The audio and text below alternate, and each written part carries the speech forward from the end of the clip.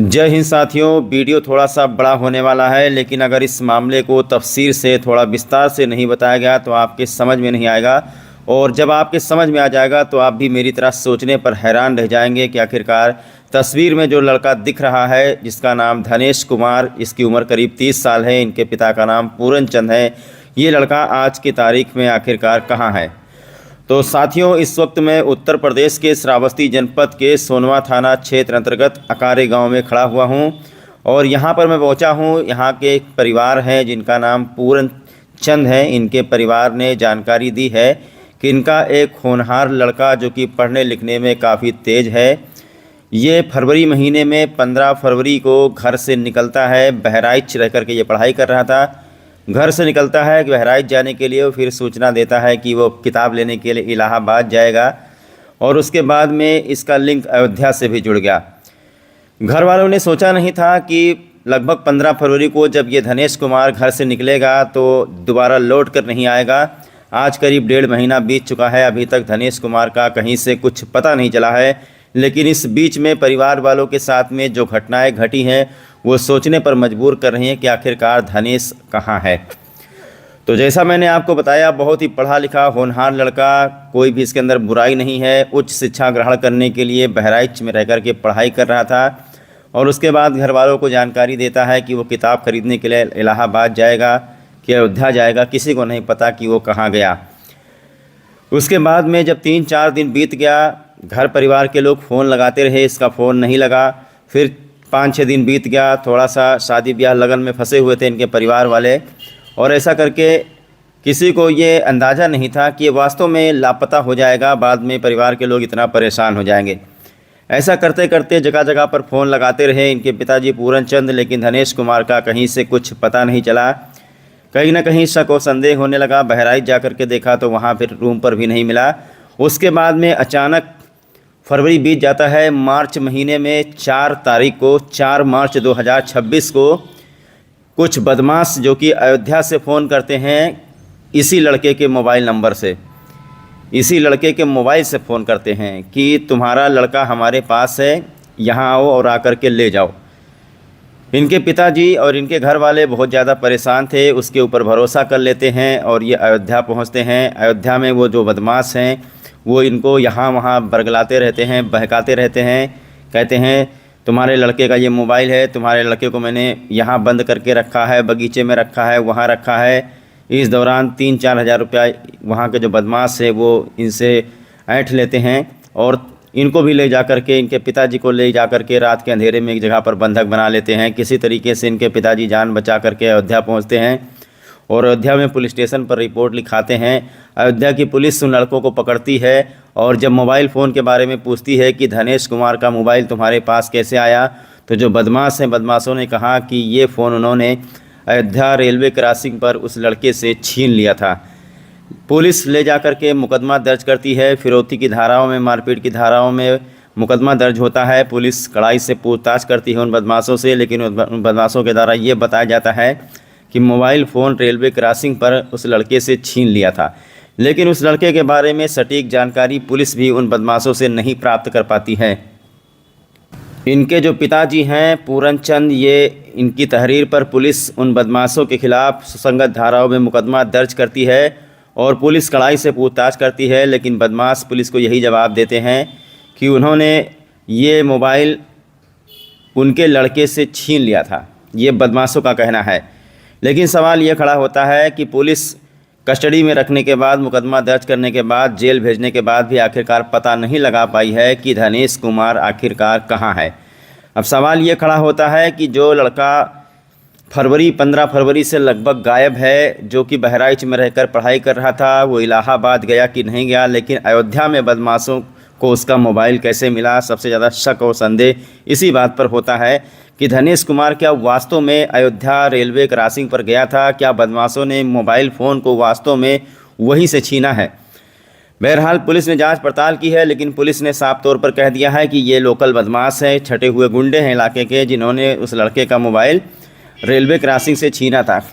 अब सवाल ये खड़ा होता है कि एक लड़का, पढ़ा लिखा होनहार लड़का, जो कि उसका मोबाइल यदि कोई छीन लेता है। दूसरी बात आपको बता दें कि इसके पास सिर्फ सादा मोबाइल होता है, ये एंड्रॉयड मोबाइल नहीं चलाता है, नेट वगैरह नहीं चलाता है।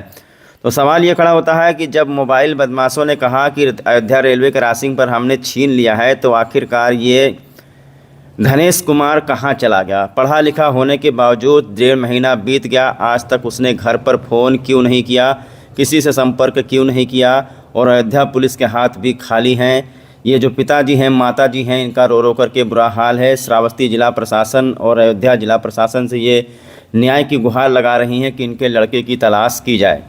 बहुत ही हैरान कर देने वाली घटना है। फरवरी महीने में गायब होता है, तलाश होती रहती है। 4 मार्च को इनके मोबाइल पर फ़ोन आता है कि आकर के अपने लड़के को ले जाओ, बंधक बना के रखा हूँ। बदमाशों के पास पहुँचते हैं, बदमाश फिरौती मांगते हैं, सब कुछ करते हैं, लेकिन लड़का कहीं भी इनको दिखाया नहीं जाता है। सिर्फ उसके फ़ोन से बदमाश बात कर रहे थे।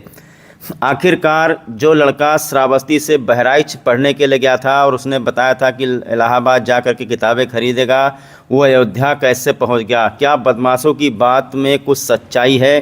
क्या वहां के बदमाशों ने वास्तव में इसी लड़के से, धनेश से, उसका मोबाइल छीना था? आखिरकार आपको बता दें कि मोबाइल की कीमत कितनी रही होगी। 1000 रुपये का भी मोबाइल नहीं है, सादा वाला मोबाइल है। सादा वाला मोबाइल छीन करके बदमाशों को आखिरकार क्या मिला? उसी के नंबर से घर वालों को फ़ोन करते रहे, फिरौती मांगते रहे। ज़्यादा फिरौती नहीं मांगे, 2000, 3000, 4000 रुपये। ऐसा लगता है कि ये बदमाश जो छटे हुए गुंडे, लोकल गुंडे हैं, कोई प्रोफेशनल नहीं है। अब आज के दौर में सवाल ये खड़ा होता है कि आखिरकार धनेश कुमार कहाँ है? क्यों नहीं गिरी? ये हमारे घर का पूछा क्यों नहीं गिरी? आई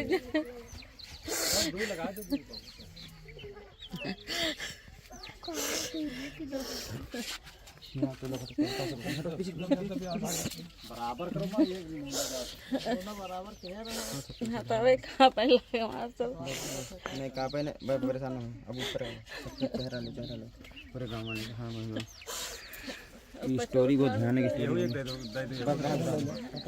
ये पछो है सभी मिला। दादी को हम लोग की फोटो है इनका जाको बांधे हुए। अरे मिली है दादी, परेशान। तो साथियों ये देखिए धनेश कुमार की माताजी हैं और इनका रो रो करके बुरा हाल है। मेरे पीछे पूरा गांव खड़ा हुआ है जो धनेश कुमार का इंतजार कर रहा है। इस महिला की पहले आप लोग आंसू देखिए। अगर ये लड़का वास्तव में उत्तर प्रदेश में या फिर पूरे भारत के किसी भी स्टेट में, पंजाब, गुजरात, हरियाणा, राजस्थान, दिल्ली, मुंबई, कलकत्ता, कहीं पर भी है, पहले आप इस महिला की आंसू देखिए। माता जी क्या कहेंगे? आप माता जी कही थी कि जब रात में कही थी लड़का के ना आवत है कि ना आवत है, हमारे जौने मेरा हाथ फेल बाकी गरंग ना हमें नहीं सुहा। ये मेरे के हम दौड़ी जबकि हमारे भैया को मरते हैं को जरूर बांधे यार हो जाए। लड़का के दे दो इधर। आप लोग इंतजार कर रहे हैं धनेश कुमार का? हाँ, कैसा लड़का है वो बताइए। लड़का बढ़िया लड़का है और लड़का में कोई बुराई नहीं रहा। लड़का पढ़ा लिखा रहे, न पता है नजायज न कुछ नहीं रहा। सीधा लड़का रहा, चाहे जहाँ हो 10-20 रुपया ले लीन जाए, लेकिन क्यों ये जो युवक हमारे श्रावस्ती का रहने वाला है, जिसका नाम धनेश कुमार है, जिसकी उम्र करीब 30 साल है, इस लड़के का पता अगर कोई भी बताएगा तो उसको हम लोग 11,000 रुपये इनाम देंगे और इस गांव में ला करके उस व्यक्ति को सम्मानित किया जाएगा। अगर ये लड़का कहीं पर है, कहीं अस्पताल में है, या इसके पास पैसा नहीं है, या कहीं पर किसी भी रेलवे स्टेशन पर कहीं पर भी है और इसके पास पैसा नहीं, आप लोग हमको वीडियो बना करके भेजिए। जो भी व्यक्ति इस लड़के का पता बताएगा या श्रावस्ती ला करके वो छोड़ देगा, उस व्यक्ति को 11,000 रुपया हम गांव वाले इनाम देंगे और उसको माला पहना करके इस गांव में सम्मानित करने का काम किया जाएगा। है कि ये लड़का जिसका नाम धनेश कुमार है, ये आखिरकार इस वक्त है कहाँ पर? हम इनके पिताजी से सवाल पूछेंगे कि क्या हुआ था। आइए इधर, ये आप कैमरे में देखिए और सारी घटना बताइए क्या हुआ था। हम 11 तारीख को 4 तारीख को फ़ोन आया 11 बजे कि तुम्हारा लड़का का जो है मोबाइल हम यहाँ पाए हैं, छीन लिए हैं। तो हम वहाँ सुबह उसने बुलाया, हम वहाँ गए अयोध्या, और अयोध्या गए तो वो 8 बजे रात को बुलाया हमको कि दर्शन नगर शिवानी मेडिकल स्टोर पर चले आओ। तो हमने कहा रात हो गई है, मैं वहाँ नहीं आ पाऊँगा। तो जो है वो सुबह जो है हमको जो है बड़ी छावनी के बगल में मिला वहीं पर, और वो रुपया मांगा कि दे दो, और जो है हम लड़के को अभी ले आते हैं यहीं पर, लड़के और मोबाइल को दोनों को आपके साथ में दे देंगे, चले जाना। और वो पैसा लेकर 300 रुपया मुझसे चला गया तेल पेट्रोल का, और लौट कर नहीं आया। फिर 7 तारीख को मैं मढ़ पर्वत पर गया ढूंढने। मढ़ पर्वत पर भी 12 बजे तक मैं बैठा रहा। 12 बजे जब उसने पूछा कि कहाँ हो, तो हमने कहा मढ़ पर्वत पर हूँ। तो उसने कहा वहीं पर रुके रहो, मैं आ रहा हूँ। और वहाँ गया। जब वहाँ गया तो हमको कहा कि 1500 रुपया तत्काल दे दो, और 1500 रुपये जो है मांगा। तो हमने कहा कि अभी इस समय है नहीं, कहीं अपने लड़के से हमारे मंगाइए, मेरे खाते में लगा दे। तो जो है लड़का मेरे खाते में लगा, उनके खाते में न लगा कर मेरे खाते में लगा दिया। तब वो ले जा कर के पीसीओ पर हमसे पैसा निकलवाया, 1500 ले लिया। और उस रास्ते में एक जो है एक चाय वाले के पास मैं एक दिन पहले गया था, चाय वाले से संपर्क था, नंबर मेरे पास था, उससे मैंने फ़ोन किया। तो वो रास्ते में रुक गया, मैं रुक गया वहीं पैसा देने के लिए उसको चाय का। और जो है उसने जो है फ़ोटो खींच लिया और मैं चला गया। और उसको हमको ले जाकर वहाँ एक पीसीओ पर पैसा 1500 निकलवाया मैंने, और 1500 उसने ले लिया। फिर मुझे ले जाकर बाग में बांधने की कोशिश किया। बाग में ले जाकर बताया कि तुम्हारा लड़का इसी बाग में है। मैं बाग में जब गया तो रस्सी लेकर के, कपड़े की रस्सी से मुझे बांधने की कोशिश किया। तब मैं भाग करके चिल्लाते हुए बाहर निकला। फिर एक आदमी वहाँ पर, एक मकान था, वहाँ आदमी मिला, और जो है 112 पर डायल करके पुलिस बुलाया। और पुलिस जो है मुझे दर्शन नगर चौकी ले जा कर के वहाँ जो है पूछताछ हुई और पूछा कि आपने पहचाना। तो मैंने बताया कि इनका एक चाय के दुकान पर इनका फ़ोटो भी है। और वहाँ जा कर के उसने जो है पुलिस वालों ने फ़ोटो उस चाय वाले से लिया, और फ़ोटो के मुताबिक उसके पर घर पर गए। और मैं उसके मोटरसाइकिल का नंबर अपने कुर्ते के ऊपर कलम से मैंने लिख लिया था, और उस मोटरसाइकिल का नंबर मैंने बताया, UP 42 BL 4547 मैंने लिख रखा था।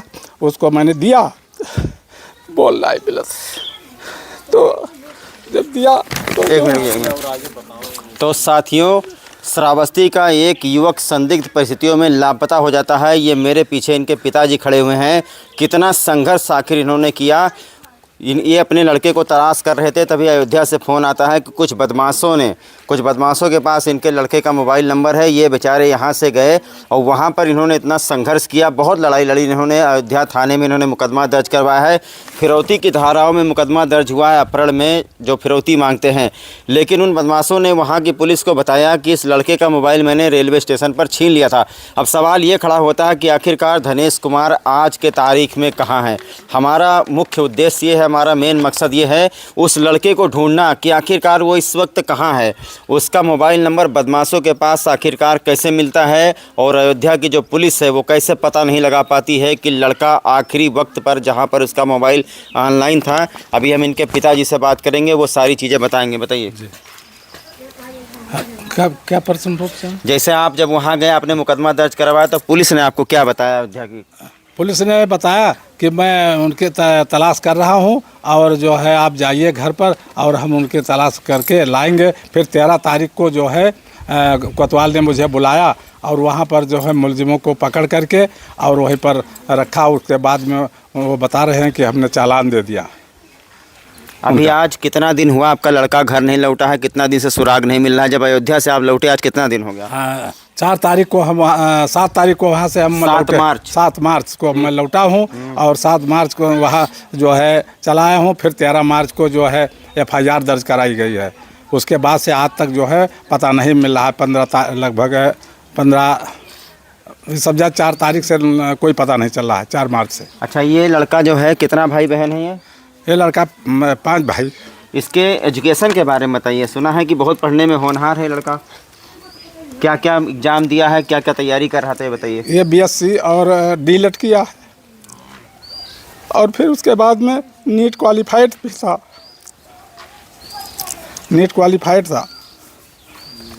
और फिर जो है SI की 15 तारीख को परीक्षा थी बस्ती में। वही तैयारी के लिए, किताब लेने के लिए इलाहाबाद गया था। चलिए ठीक है माता जी, आप बताइए। एक प्रश्न यह है हाँ, कि बताइए। 17 तारीख वो है ये डायल 12, ये 9 तारीख को शाम को एक डायल 112 की पुलिस ने 63 89 89 14 65 12 पर फ़ोन किया हमको, और फिर फ़ोन करने के बाद में पूछा कहाँ रहते हो, क्या नाम है, फिर उसके बाद फ़ोन काट दिया। फिर उसी फ़ोन से 63 89 14 95 और 12 पर टाइम 1:20 पर 9 तारीख को 9/3/26 को फ़ोन किया। कहा उसने कि सोते हो क्या, शराब पीते हो। हमने कहा नहीं, मैं शाकाहारी व्यक्ति हूँ, शराब नहीं पीता हूँ। तो उसने कहा क्या तो अपने लड़के की याद तुमको आती है?